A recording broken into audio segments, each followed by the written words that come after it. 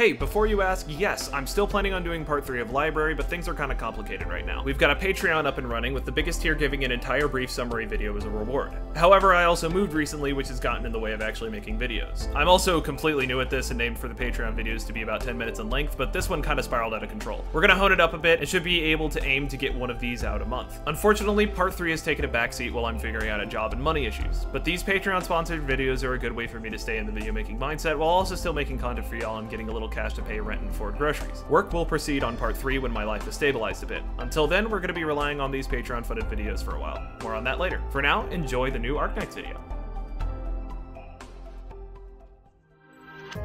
Arknights' World of Terra is surprisingly grounded for a gacha setting.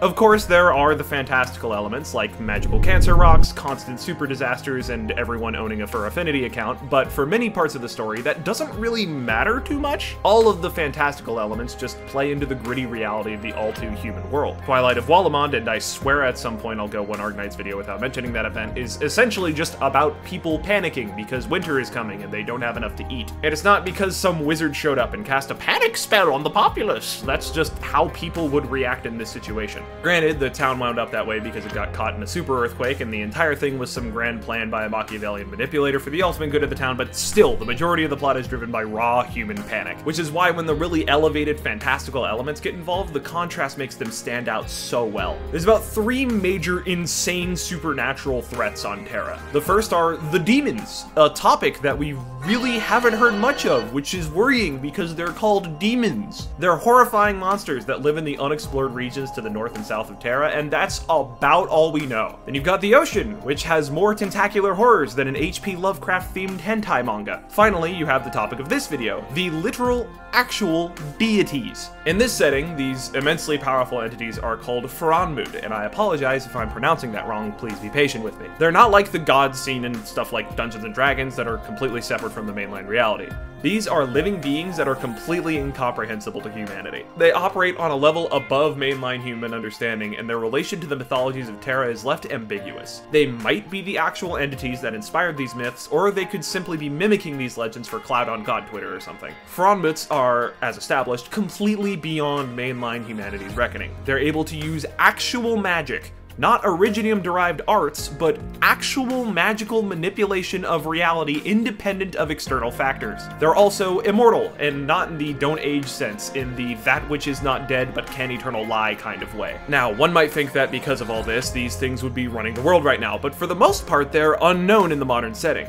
That's because despite their immense powers, there is a way to incapacitate them. These entities, so powerful that even death can't touch them, can instead be broken. When they are shattered like this, the fragments take on their own personalities, while still possessing a portion of the power their original self could bring to bear. And much like the mainline Franmut, they are completely immune to Oropathy and Originium. How do we even know that they can be fragmented like this? Because it's happened in the past, of course. In the nation of Yan, the China equivalent to the place where Lungmen is located, the Franmuts once ruled with an iron fist. Their reign of terror was oppressive and nightmarish, with humanity at large being little more than expendable chaff for their deific masters. It is a dark period in their history, and it has dark reflections even in modern Yanese society. This dark time eventually came to an end when the Emperor of Yan declared a great hunt against the Franmut. This conflict between man and deity was naturally fucking terrifying, and in all likelihood would have resulted in mankind's defeat. However, they received assistance from an unlikely source. One of the worst Franmuts, a great dragon known as Sui, who decided in the middle of a pitched battle to turn on his brethren out of the selfish desire to be the one and only deity of the land. However, this bit him in the ass, as his brethren cursed him with their death and the emperor harshly punished him. In the end, he was shattered into 12 fragments, which became known as the 12 siblings. Dropping the in-universe explanation for a moment, the siblings are the focus of Arknights' cool annual event where a new one is introduced and general shenanigans happen. There are limited units, which means you've only got their banners to get your hands on them, and if you do happen to get them, they're some of the most unique characters in the game. They also tend to have some extremely cool events, but this video isn't dedicated to said events, it's dedicated to the siblings themselves. So let's talk about them in order of release, starting with Nian. This fireworks enthusiast is a protector defender, meaning she's got tons of defense and an impressive 3 block stat, but trades that off with relatively low attack and literally no resistance, so magic will turn her into paste. Her first skill is Tin Burning, which is the typical 6-star skill 1 where it's just a basic buff, but in her case, it does make her attack steal arts damage, letting her low attack sneak past the defense of bulkier enemies. Her S2 is very interesting, as it gives her another block stat, letting her hit an unprecedented block 4. It also makes her stop attacking, cranks her defense, and lets her counterattack with arts damage and silences the enemies that hit her. This is a pretty immense skill that lasts for a whopping 30 to 35 seconds, essentially allowing her to act as a hard counter against hordes of opponents,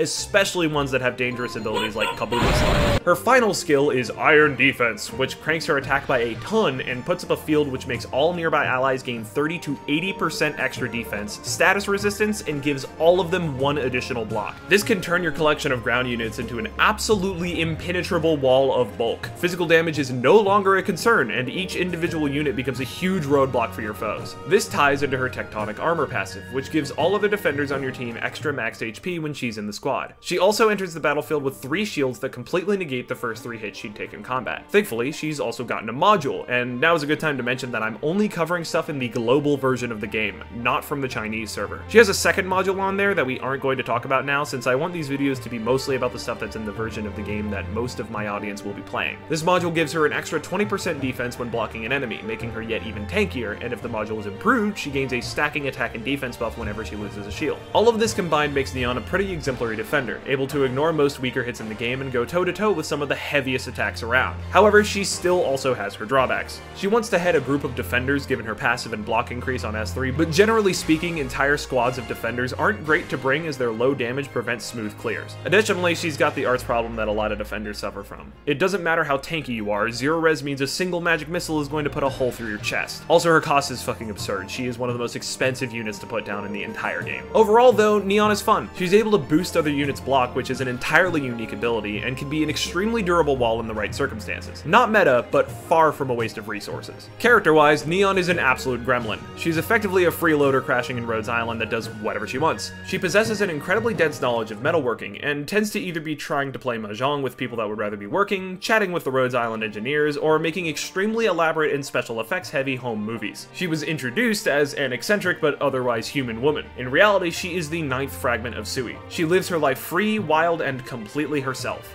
because she loves her identity. Her main goal is somewhat paradoxical to this. The fate of the siblings is to one day lose their individuality. While they exist, at some point in the distant future, they will come together to reform into Sui. Nian wishes to fight against this by uniting her siblings and attempting to actually, no takesies backsies, kill Sui. However, it seems that doing so might cost the siblings the very individuality they've come to cherish. Unfortunately, the event she was introduced in, Ancient Forge, was just a vignette and didn't really have too much going on in it. However, the sequel, Who Is Real, was a much bigger show and introduces our second sister, Dusk. As a counterpoint to Nian, Dusk is a splash caster, specializing in AoE arts damage. Splash casters are inherently kind of niche, since in exchange for that AoE arts damage, they have low attack and high cast times, meaning they're basically only good at dealing AoE arts damage. Her S1 is a storable nuke that constantly recharges, and she can hold up to 3 uses at a time, making her a pseudo-mystic caster with this equipped. Her S2 is where things start getting interesting. On top of hitting 1 line of squares further, she also hits harder and faster. But what makes this really useful is that she throws an AoE attack at every enemy in her range while the skill is active, and also deals more damage to enemies below half HP, letting her absolutely disintegrate hordes. The combination of bigger damage and hitting everyone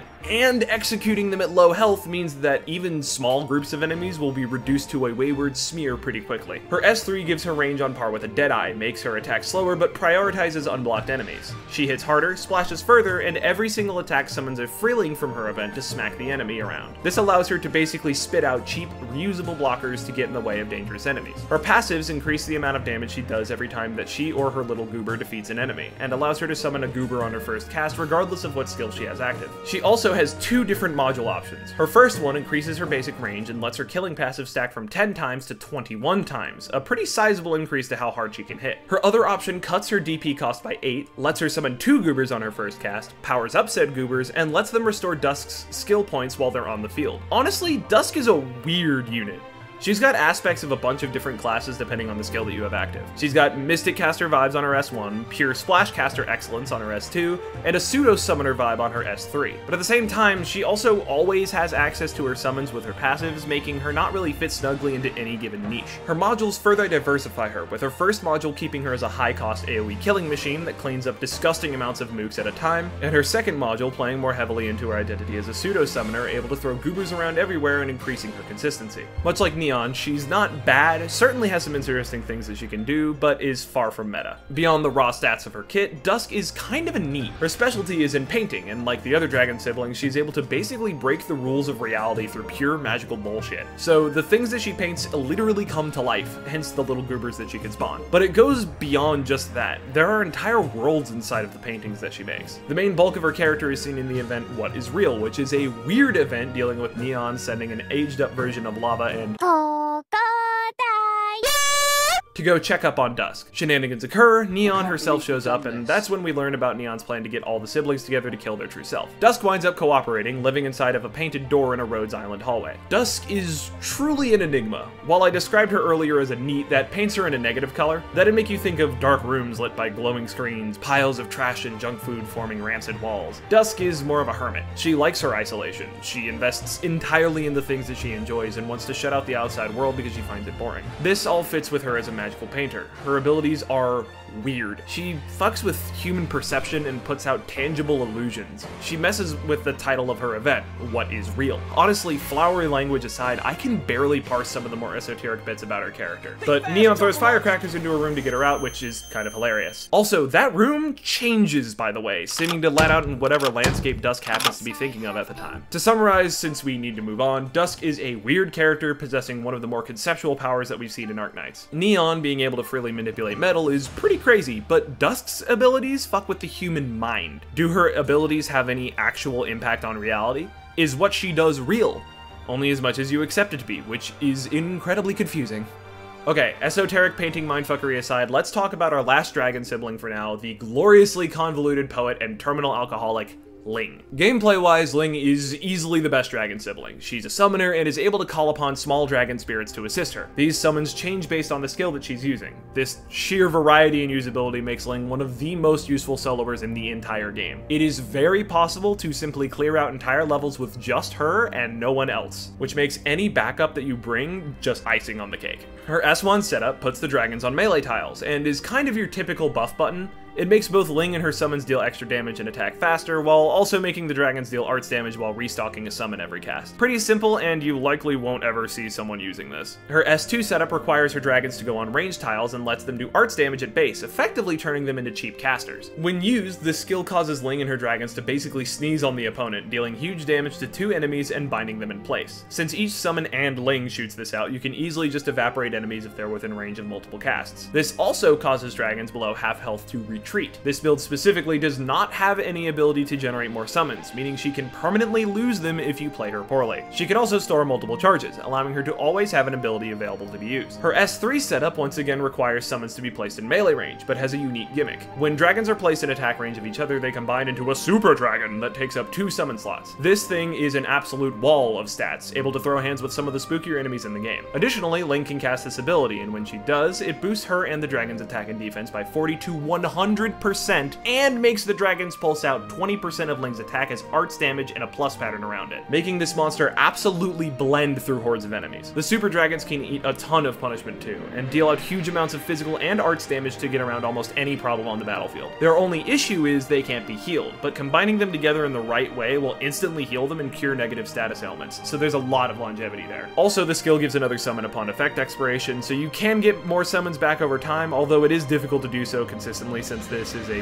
pricey skill to get off. Ling's talents aren't too much to write home about. She's got a cap of 3 summons on the field at a time, and whenever one of her summons leaves the field, she gets a stacking attack boost and gets a bit of an SP kickback. However, her module is disgusting. Each level just makes it more and more powerful. First off, it gives her 3 more charges of her dragons, which, fair, everyone always wants more dragons in their life, but it also reduces their cost to be deployed, meaning you can get your dragons out quicker. Its second level gives her a deployment cap of 4 instead of 3, meaning you can now have an absolute wall of sneezy dragons or 2 giga dragons that spread arts damage everywhere. The final level cranks it even further by giving every dragon yet even more stats to work with. Ling is, like I said, by far the strongest dragon sibling we've seen. She effectively brings an entire squad of powerful dragon units that might outperform some lesser rarity operators, and even when barely using her summons, she's able to put out solid damage all on her own. Okay, now I have to talk about the elephant or dragon in the room. Ling is a poet, and my god do they let us fucking know it. Every single line out of this lady's mouth is a fucking poem,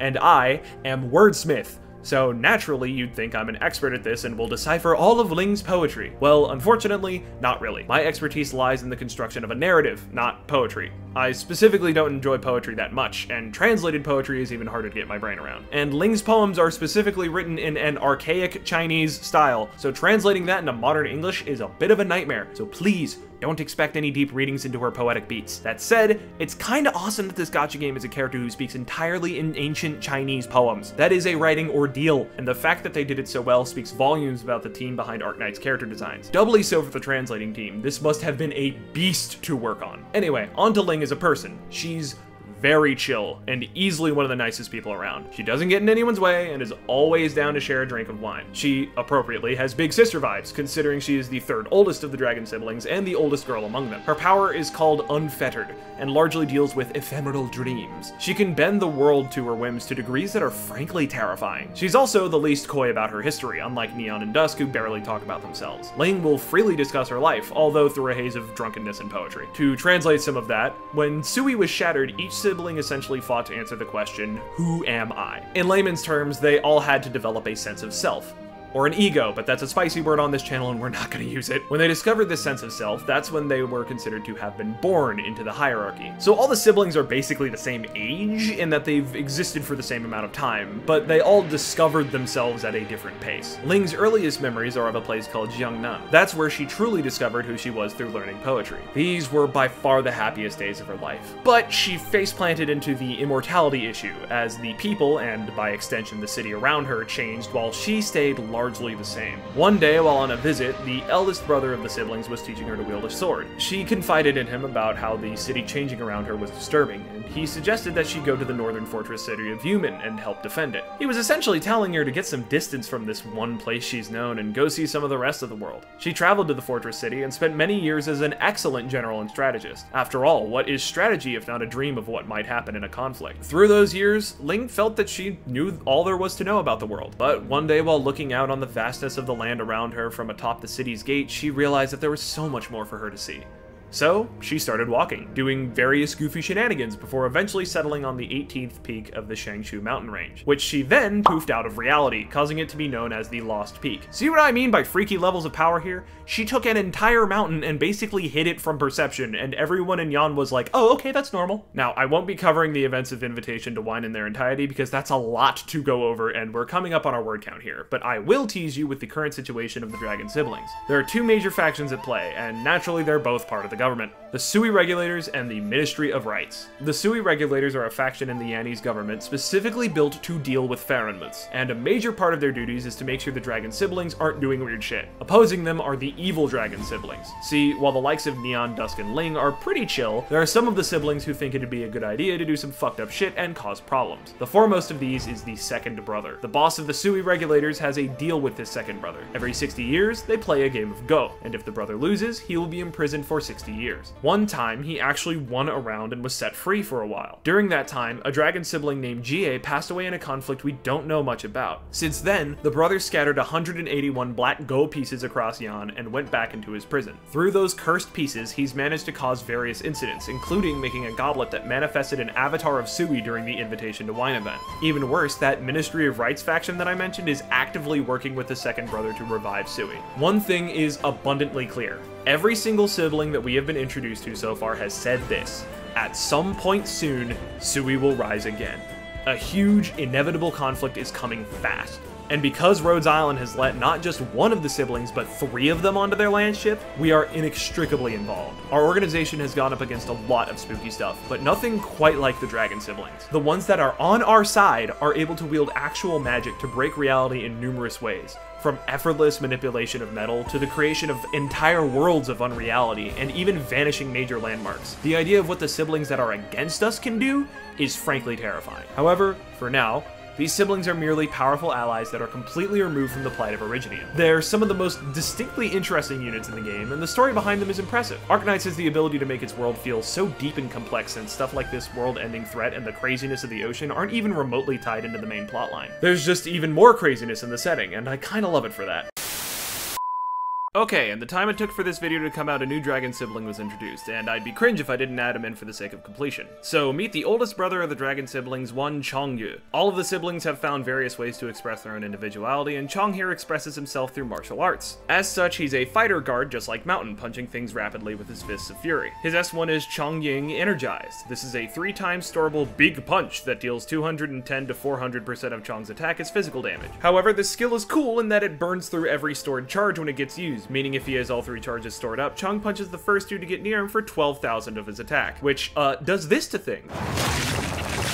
Before we get to his S2, we actually need to cover his talent. His first one is Jig Stopping War. This gives him an 18 to 25% chance to boost his damage dealt towards his target by 55 to 70% for the next 2.5 seconds when using his normal attacks. This means with his rapid punches, he's able to roll the dice a lot and eventually just atomize whoever he's throwing hands with. For the sake of getting it out of the way, his other talent is All Be Honorable, which is just 3 SP when he kills at least 1 enemy using a skill. This is absolutely filthy with his S3, but we'll get there. His S2 is Fuchin, Dust of the Past. This hits in a circle around him and deals 250 to 450% damage to 4 enemies. Enemies inflicted with his Stopping War talent are then levitated into the air and then slammed back down into the ground, refreshing said talent and dealing 350 to 650% damage when they slam down. Also, this can have 2 charges stored, letting him absolutely decimate enemies hit with his talent, dealing about 22,000 total damage if he burns both charges. Finally, his S3 is Wowu, One's Void. This skill costs only 12 to 8 SP to get off, recovers on offensive hits, and has a pretty damn crazy effect. At first, it's just a 180 to 380 damage nuke, but after being used 5 times, Chong gets several permanent buffs. His attack range expands to being a large plus sign around him, all of his normal attacks hit twice, the skill becomes auto-activated, and double dips for 2 hits. This is basically his Super Saiyan button, and makes him act a lot like Thorns. The next bit about his story might spoil some aspects of his event, just a heads up. So believe it or not, Chong Yu is technically not a Furon fragment. His original name was Shuo, who was so impressed by Yan's tenacity that he decided to dedicate himself to martial arts both for self-improvement / meditation, and to use as a weapon to deter those who would start violence. To do so, he sealed away his Furonmut powers into his sword and turned his form into a flesh and blood, albeit immortal body. He took up the name Chong Yu and proceeded to go about and practice. He's spent years as a martial arts grandmaster defending the city of Yumen from the dangers to the north. We learn more about these dangers, but I'm not gonna go into them, because learning about this kind of feels like I stumbled upon forbidden Lovecraftian knowledge in my grandparents' attic. Anyway, Chong here has been an extremely effective teacher, freely sharing his knowledge through hands-on exercises and scrolls written to spread his teachings far and wide. But the same thing that happened to Ling happened to him. He ran headfirst into the immortality problem. Those students that he connected with all inevitably died. Tired and exhausted from the endless fighting and watching generations of beloved pupils perish, he decided to retire and seek out inner peace. But given that he's currently vibing on the Rhodes Island landship and all the stuff that we talk about with the impending revival of an angry dragon deity, it doesn't seem like he's going to have the chance to do that anytime soon. War is inevitable, and when it arrives, it will be apocalyptic in scale. But while Chong Yu might prefer peace, he is by no means defenseless. Should those who seek violence carelessly approach him, they will find a man more than up to the task of overwhelming their bloodlust. Anyway, thanks for watching. This was the first Patreon-sponsored video that I've done, and I can't wait to do even more. If you'd like to have a video around this length made about whatever topic you like, all you have to do is get your hands on the Imperitas level slot on my Patreon. I promise I'll get back to work on part 3 now that this is done, so look forward to that. Thank you so much for watching, and I'll see you all in the next video.